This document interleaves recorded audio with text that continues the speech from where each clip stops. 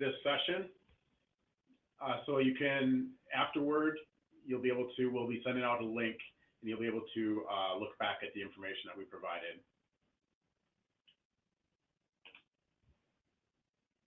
So we just went through the login portion of it. Go to district196.qualtrics.com using your first last name and your network password. You should come to a dashboard. It won't look exactly like what I've got here. It'll look probably similar to this. You only have the one that says KREG dash your school initials. I'm actually going to go into a demo version of the registration just so I don't mess with any real data at the moment. But as you'll see, as I scroll down the screen, that there are those responses column right here. You'll see how many responses each school has so far. And you should be able to see this with your own as well.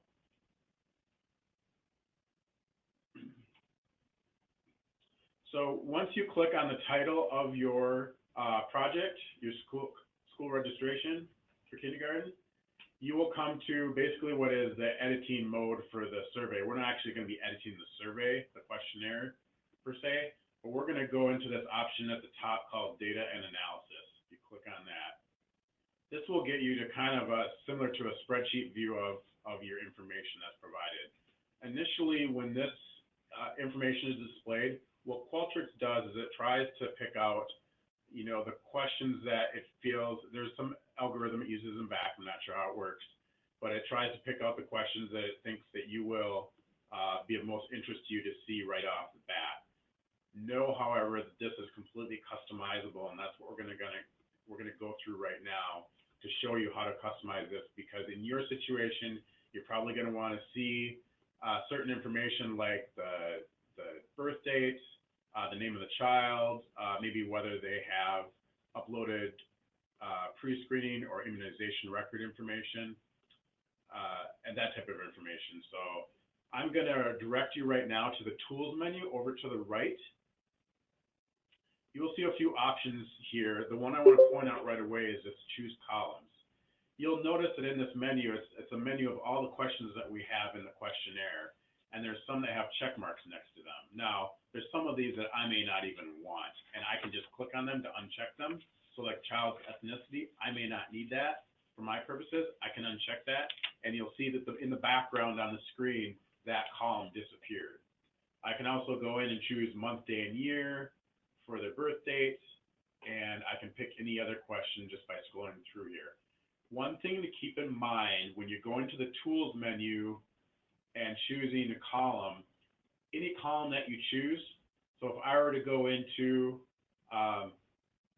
choose primary address and choose the zip code, this adds that column to the far right. So if I click out of here and off the menu, you'll notice that right here, the zip code showed up on the right.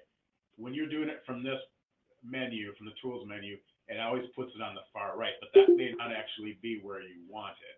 For example, if you're doing the child's name first and last, you may actually want that to be showing up on the right, or on the left side rather, so that you can read out left to right and then read the less important information over on this side. So there's a couple other ways you can actually insert these columns. I could go in here and I could say, you know what, I want another column in here, and I want, let's just say child's ethnicity in this case,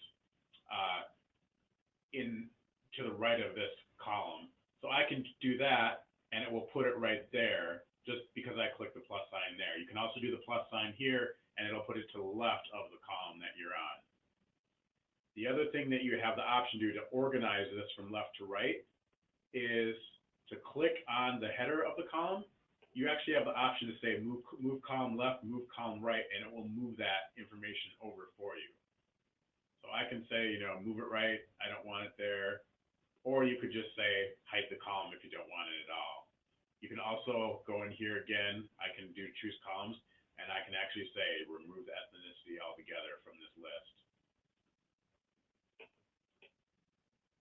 The other thing that I can do on these columns that I've set and customized to show is I can say, you know what, I want to sort this information So each of these records, each of these rows is their own record. Each one is a submission for a student that's going to be enrolled in kindergarten or is registering for kindergarten.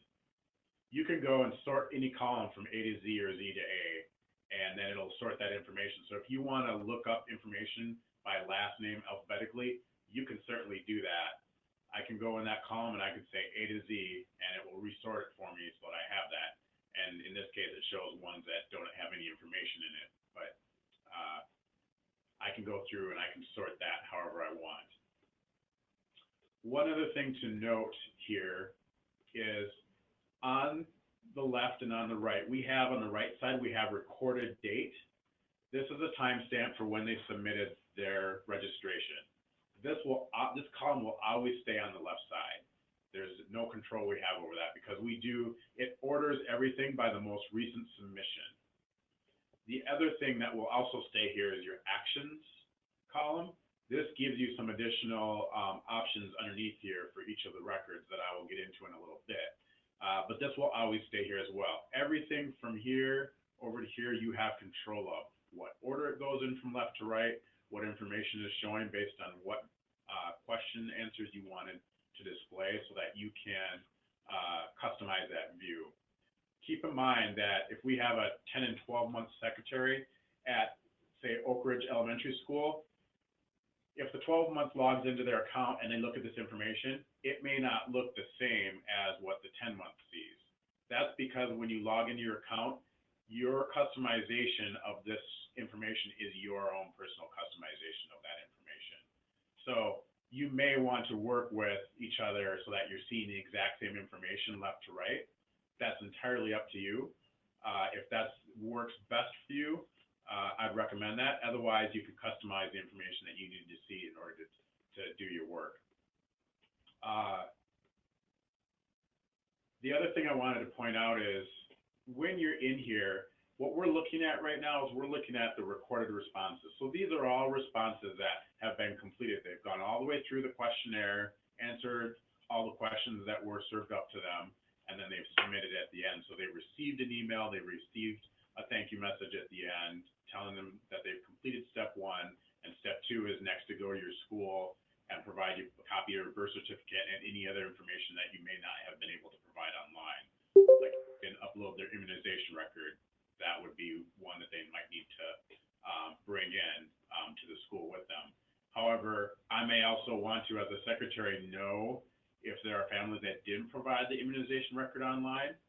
So, for example, I can go in under Tools, choose Columns, and I can scroll all the way down here. It's going to take me a second to find it, but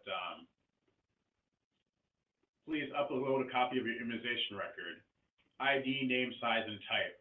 All I really do, this is the file name. I really just want to know in this view if they uploaded anything at all, so I know there's something to look at. So I could go in and I could say, click the name, and it would show me, hold on a sec. I think I just unclicked it. Hold on.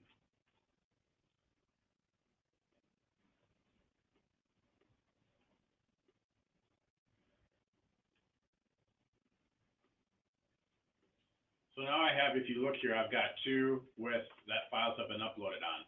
It lets me know, because there's a file size there, if the field is empty, they didn't upload anything. Now I can also go into here under actions for this one.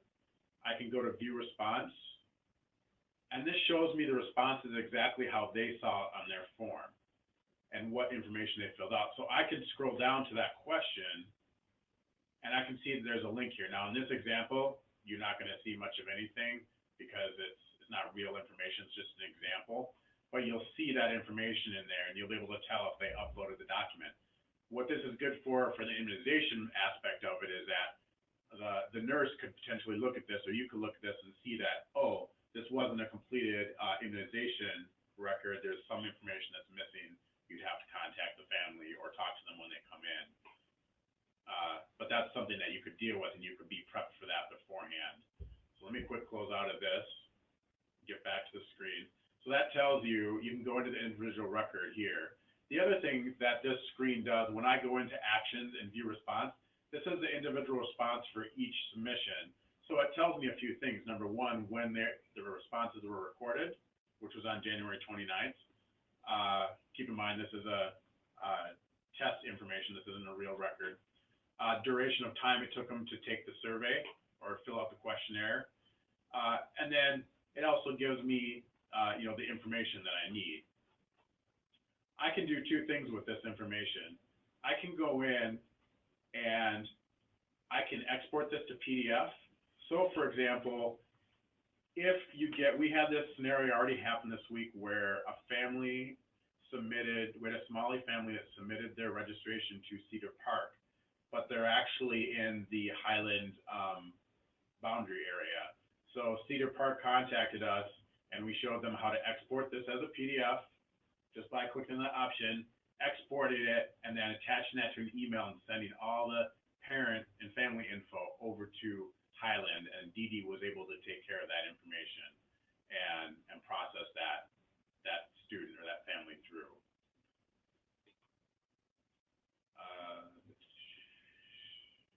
The other thing down here is you'll see a 7 of 10. This is not the number of questions they answered or anything. This is the number of submissions that we actually have for this particular project or this example kindergarten registration.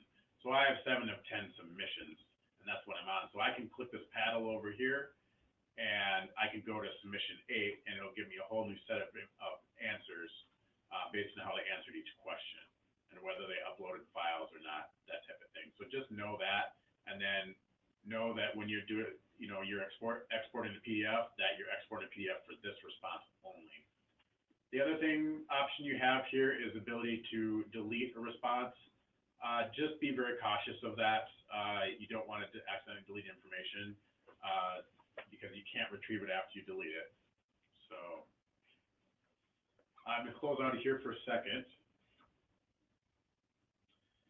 So there are a couple things here that you can do that are a little bit more specialized. So for example, when we were doing some of the just show and tell trainings a few weeks ago, we talked and it was brought up the concept of a status field. It's just an embedded data field that's empty. It's not any information or question that the user fills out, but it's information that you may want to input into there. So I could go in here and let me quick do this. I'm going to quick just move this to the right a little bit so it makes a little more sense. So you can go in here and you can, if you don't see a status option, you can go in and choose columns. You can go up to this embedded data and you can choose status. That is an open-ended field we already have set up for you. The idea here is that you can go into all of your submissions. You can click this edit button in the upper right corner, and all of a sudden you have the ability to start editing these fields. The idea being that you can, along with your other staff in the front office, you could go in and type the word done, or you could type any sort of text information in here to indicate what the status of that record is. If there was something missing that they didn't upload that you need to touch base with the parent on, or if you just want to say this one has been done, we're good to go. However you want to do that, that's up to you. The other thing I want to point out is that now that I have the ability to, I've got editing turned on, I can go in here and I can go to this record. So for this example, it's the child's primary address and it's their zip code. I can go in and say this 55021, say 55022, and click off of there. It's going to process my change. It's going to take a second here.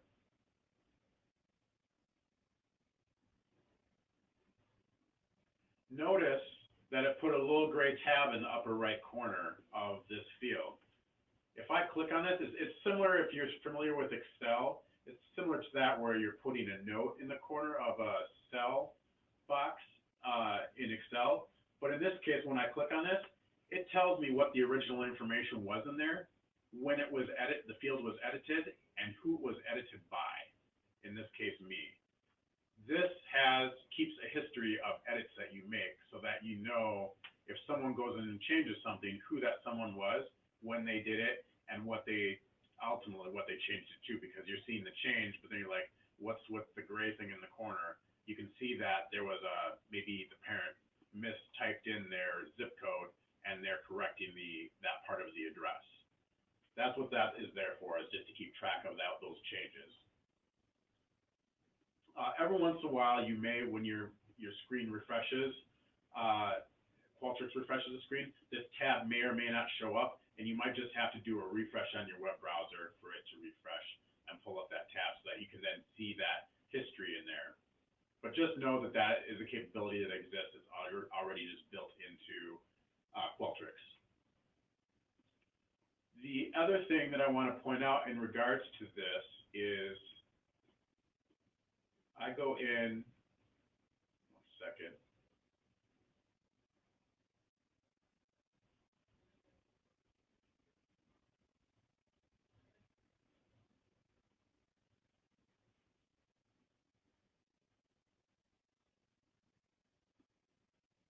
There's a couple other things up here.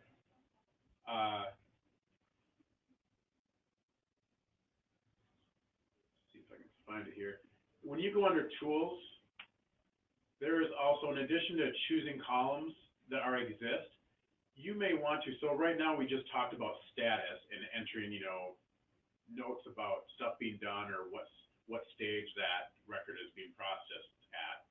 You may also want to do a create new field. In some conversations we had earlier, there was a question of, putting in the student ID. Now, technically speaking, most of these students, they probably already have an account or have a record in Synergy in our student information system. So there's a student ID associated with them. It just hasn't been associated with the family as I told you yet. That hasn't been synchronized. But there may be a need, just for convenience sake, for you to pull that information, the student ID, from the SIS system as you check this. You could actually type it and say, create a custom field called student ID, student underscore ID, and then change it to a text field. Leave this as manual because that gives you the option for the text field, and then say create variable. I'm actually going to close out of here because I actually, if you noticed over here, I already have student ID created. I can then go in and enter that student ID into that field, and then I've got that there, so I can cross-check between what information I have in Synergy and the information that they've provided me. That is an option. It's not something that you have to do, but just so you know how to do that and create a new field, you can do that on the back end.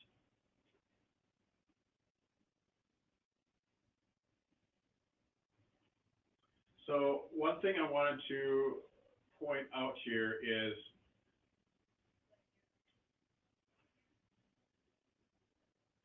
you have the ability to go in and look at these responses in progress. So I'm going to go in here, and you'll notice on this screen, these are responses in progress, not ones that have been completed yet, but it gives you a percentage on the right side here of how much they've completed. Now, typically if it says 1 or 2%, they've probably opened up the form, seen the introduction, read it, and they're like, I don't have time to deal with this now, I'm going to deal with it later, or I don't have the proper documentation like an immunization record. Once I get that, then I'll come back and fill this out. So that's why you're seeing the 2% along here. But you also see like one here that says 19 or 92%. I can actually go into any one of these. I can click the ID, the survey session ID, and say, for example, and I don't have a good one here, but if I had one that was like 49% complete, I could go in here and I can see that when I get halfway down the form, all the boxes start to gray out. Well, that tells me that's where they dropped off. In this case, they were at 2%. They looked at the first screen and they left, and they didn't start filling out the form. But if they were at 49%, they might be down to here, and then they dropped off at, question 57, are there other parent guardians of this child? Just so you know that that exists. Let me close it out of here. But also know that right now, the way this questionnaire is set up for your school is that with the responses in progress, it tells you their start time, when they started, when they opened up the form to start it, their last activity, and when it expires. By default, there's two options that you kind of have. If I were to go back into my survey from here. I'll just jump out of the data analysis for a second. And I go into my survey options. I have this option called partial completion. The ones that are listed as partially completed or in process, what will happen to them when they, on the expiration date, in a week's time frame, 1 week, is they will automatically be deleted for you. And in this case, they'll automatically be deleted for you from the time and date that they started the survey. You could also have the option of saying last activity if you want to there. You could also potentially change this to record it after 1 week or after 4 hours or however you want there. The reason we're doing this and have set it up for delete for you right now is that there's a lot of people that are going to come in and they'll get to the first screen and realize they need to have information to fill out. We've got this set up so that they can't just go back in the middle of the survey and start filling out the other half. They have to start over because there's going to be the situation on the 7th and 8th of February where they come in and they use a laptop or some mobile device and that the school has provided, and they will be sharing that with somebody else who's also filling out the form. We don't want that second family coming in at the end of a form. We want it to start over automatically, so that's why we have it set that way. Are there any questions at this point? Feel free to type them in on the right side there in the chat.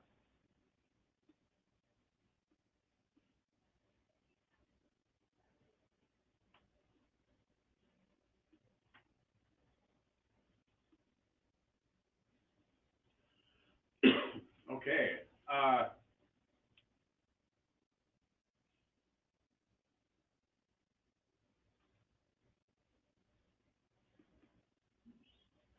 So, not seeing any questions yet. Just want to go through exporting information. This was something that came up with regard to exporting for the information you may be providing to Kim Reese once you have the info. So let me quick get back into data analysis. In this case, I'm actually going to go in here. I'm actually going to go into one of our real ones here. So I'm actually going to go to Rosemount Elementary School. They have 28 records so far, and I'll go to data analysis. So here's some information that we have. This one we've actually got set up so that we can indicate whether they uploaded a copy of the immunization record or not. You'll see that column right here. There's also some other information that's probably not useful to them. This just happens to be my view of this screen, not the secretary's view. So I could go in here and I could go up and say choose columns and get rid of ethnicity, get rid of race. That will significantly simplify this. Parent guardian email address, I may not really care about that. I can get rid of that one. But I also may want to go up here and say a child's first name, but I actually want to put it over here. So I'm going to go in and I'm going to say add one here and say child's last name. And then right next to it, I want to say child's first name. And then I can sort on this column just by going A to Z and say, okay, A to Z, Adams, Brand, Crawford, and then go through it this way if I want to. So there's a couple things here that you can do. Number one, we had talked yesterday with Glacier Hills and a few other schools. They'd asked the question about what information are we providing to student information ultimately, so that the rest of basically we can come full circle and process a student into the system. Besides the information that you'd be taking from Qualtrics here and inputting into the respective fields in Synergy, there is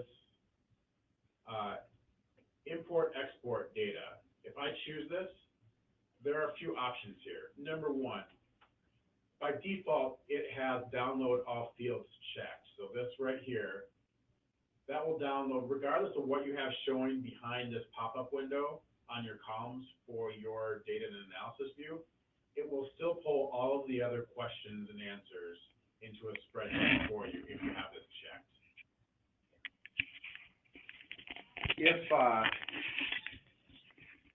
If you uncheck this, the only thing that it will pull are the columns that you actually have displayed, that you have specified you want displayed behind here. That's all it will pull. That can be very convenient if you're trying to pull specific information for somebody and just send it to them in a single file for all of the incoming kindergarten students here. However, be aware of this. Regardless of whether you have this download all fields checked or unchecked, here's one thing to be aware of. I'm going to close out of here. I'm going to go up to the left side here. Upper left, you'll see add filter. So I may actually have a reason to add filter right now, and I'm going to go in here, and maybe I want to look at the child's gender and see how many girls are in the incoming, so far anywhere, in the incoming kindergarten class. I can go into here and say add child's gender, set the operator as is, and say female, and it will filter and give me all the responses. So there's 15 out of 28 or so that are female. So about half, a little bit more, maybe.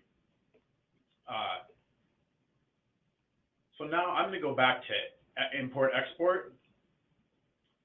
Whether I check this download all fields or whether I uncheck that, keep this in mind.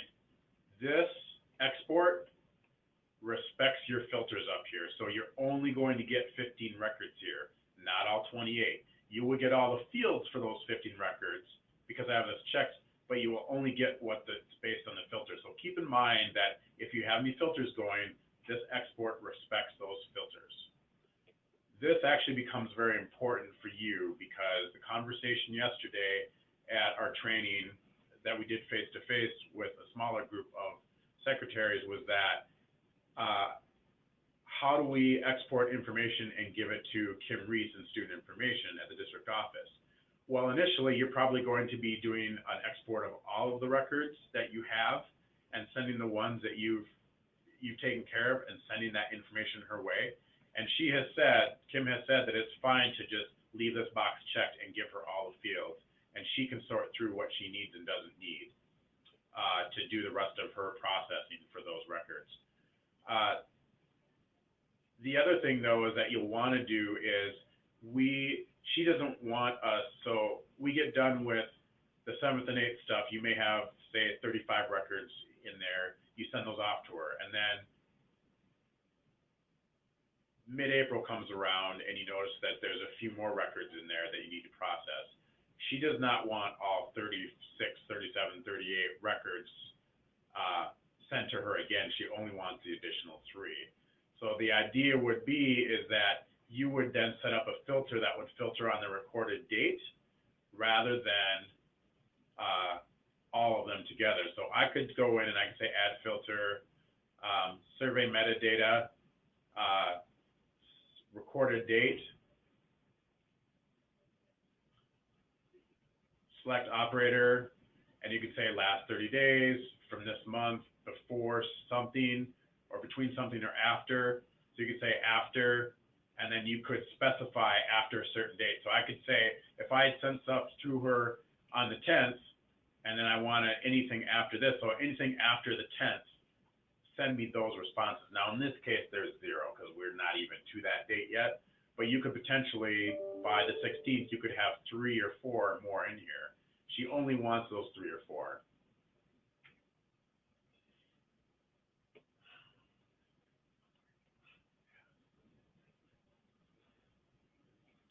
So that's how you would set that up, is manage filters, and you're going into survey metadata, recorded date, because that's the column right here, and then you're setting after a certain date. Then you'll only be polling, when you do an export for Kim, you're only polling those responses after that date, so that she's not getting all, however many there were at the very beginning of this process.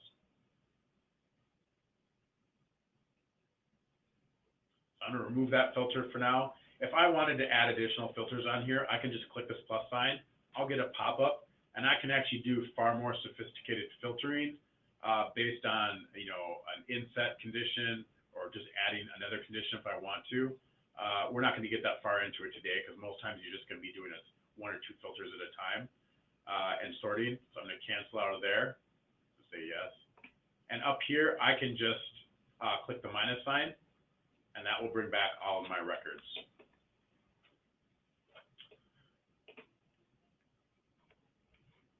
Are there any questions? As a reminder, just go ahead and type your questions into the chat field, and we will respond to them right away.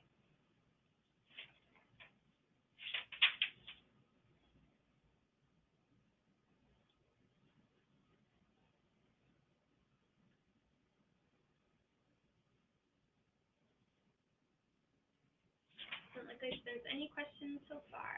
Okay. I'm going to actually get into, jump to a part of our, we had some questions from the other day, the webinar we did on Wednesday. I'm just going to go through a few of those and point some things out just because I think they're important for you to see. They were asked by several people during that session. One of the questions was, can a response be skipped without answering?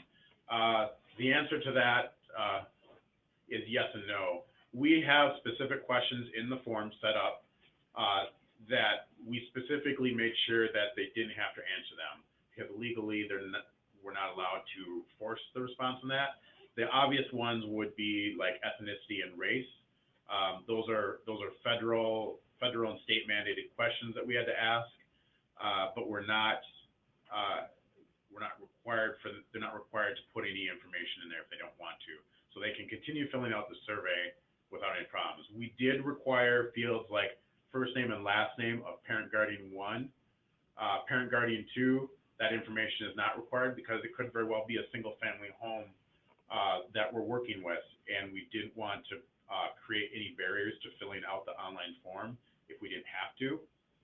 So, and then there's some other fields that we're requiring on like the home language.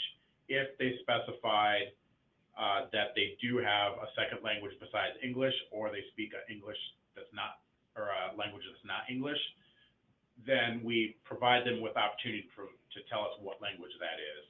If they said they do English only in the home, then they don't even get offered up that question.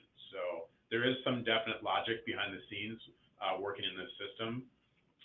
If they had indicated that they filled out, or that they did a screening in District 186 for pre-kindergarten screening, then we don't offer them the option to even upload the document, because technically we have that information in Synergy already for them, tied to a student ID. If they want to provide their updated immunization form or record, they can. They're not required to, but if they don't, we do indicate at the end in their thank you message and in the email receipt we send to them that if they didn't have the opportunity to upload that, or didn't have it with them at the time they filled out this pre-registration, that they will need to bring that with them along with a copy of the child's birth certificate when they visit on the 7th or the 8th. Excuse me. A couple other ones here I wanted to cover.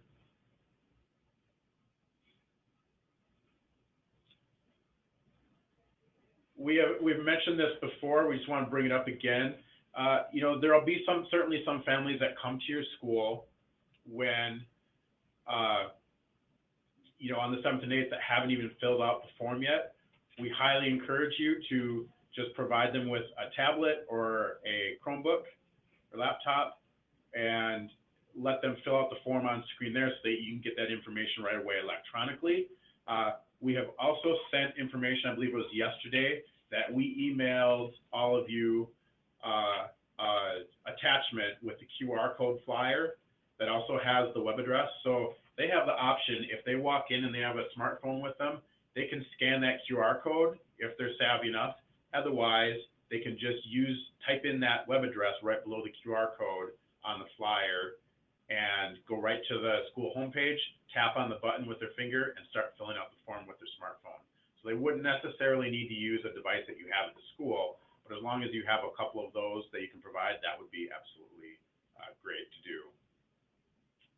And we just suggest that you put those, I think we mentioned in the email, just putting that, that flyer up on top of the desk when they walk in, and then maybe up on a window or wall in the entryway, either at the entrance to the building or the entrance to the office, someplace that's convenient where they'll see it.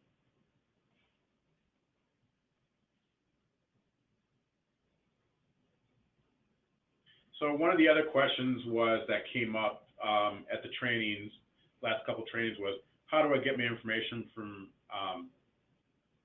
information to Synergy after they register? Keep in mind, this Qualtrics system is not in any way synchronized with Synergy, with the student information system.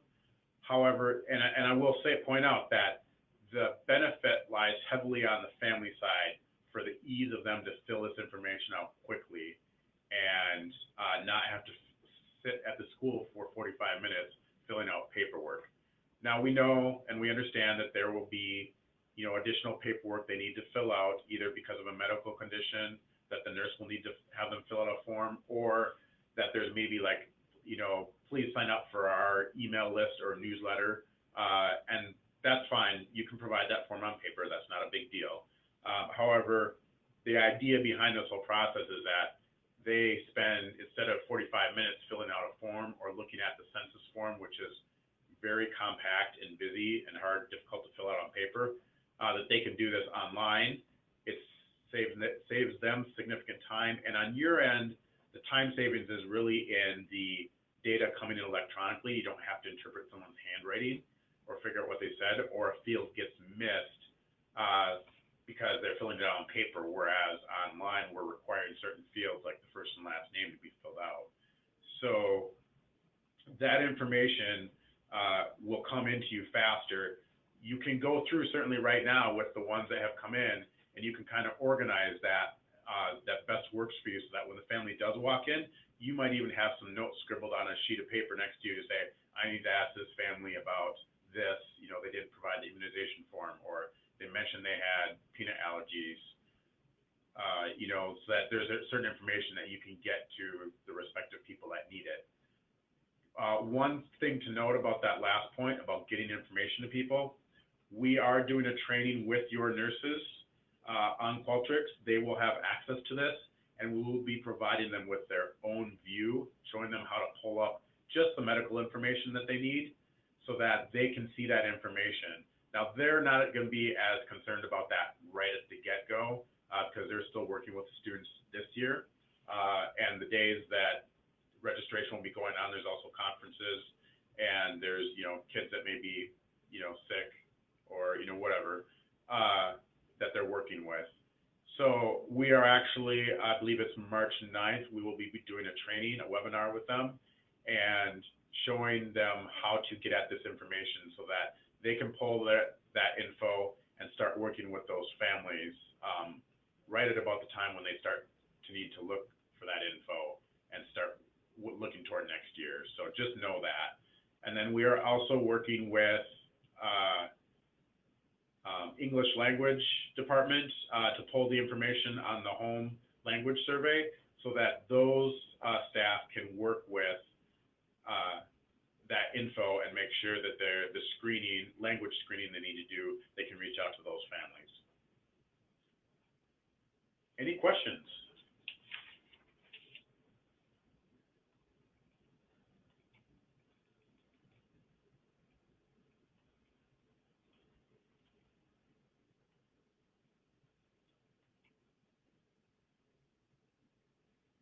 Okay, just one other note, some follow-ups here, reminders.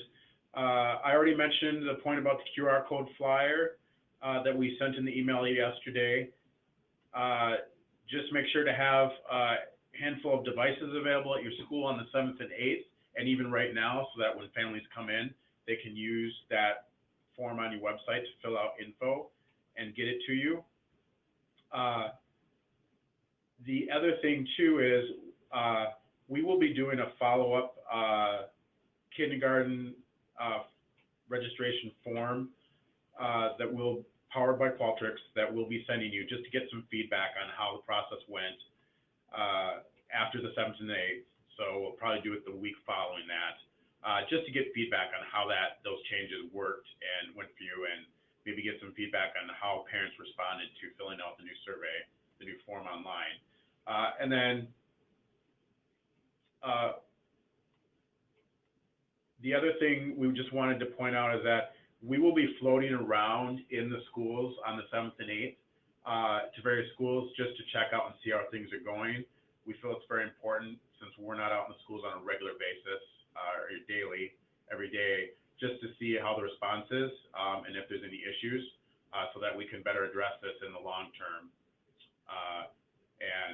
And then we'll also get that, as we mentioned, the feedback form out to you, so we can get some additional information and make any necessary changes in the long term for the coming year, for next year.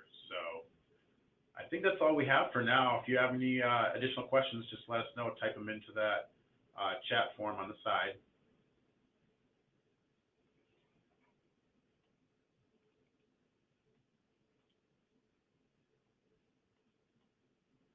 Other than that, that is all we have for today. Expect to see some various, additional emails with that follow-up. We will send this out to all of the secretaries once we have the recording processed, and you can view this in your convenience if you have any, wanted to look back at any information. Otherwise, feel free to contact myself, Quinn Cole, and if you have any questions or you're unsure about how to organize any of the fields in your screen view of the data.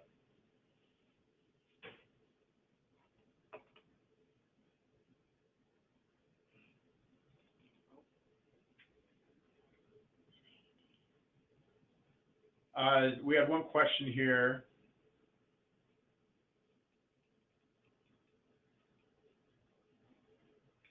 Yes, this whole process, one said, Amal said, I'm assuming that this whole process will be the same at each school. Yes, it is. We sent out the same letter template that went out on Monday. The information indicates to go to, in that letter, to go to their school, and the secretaries to go to their school and to click on the button on the school website. And then as far as the information, the secretaries have all had the same training, and they're all getting the same view of information on the back end, but it's specifically for each form, it's for their registrants at their school. We've broken that apart. So each school has their own form and their own view of their registrants. But yeah, as far as that question goes, yep, it'll be the same for each. So, and what we'll try and do, Amal, is we will try and send out a link to the form and show you a version of the family advocates, a version of the questions, so that they know what questions parents are expected to see in the form once we get done with this webinar.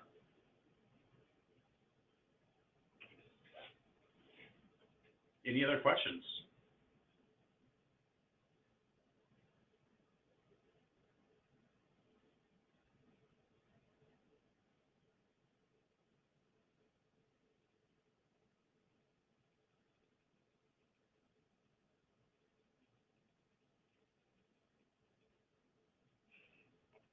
And I think that rounds it up. So we'll be done for today. If you have any additional questions, feel free to contact me directly. Otherwise, everybody have a great weekend. Bye.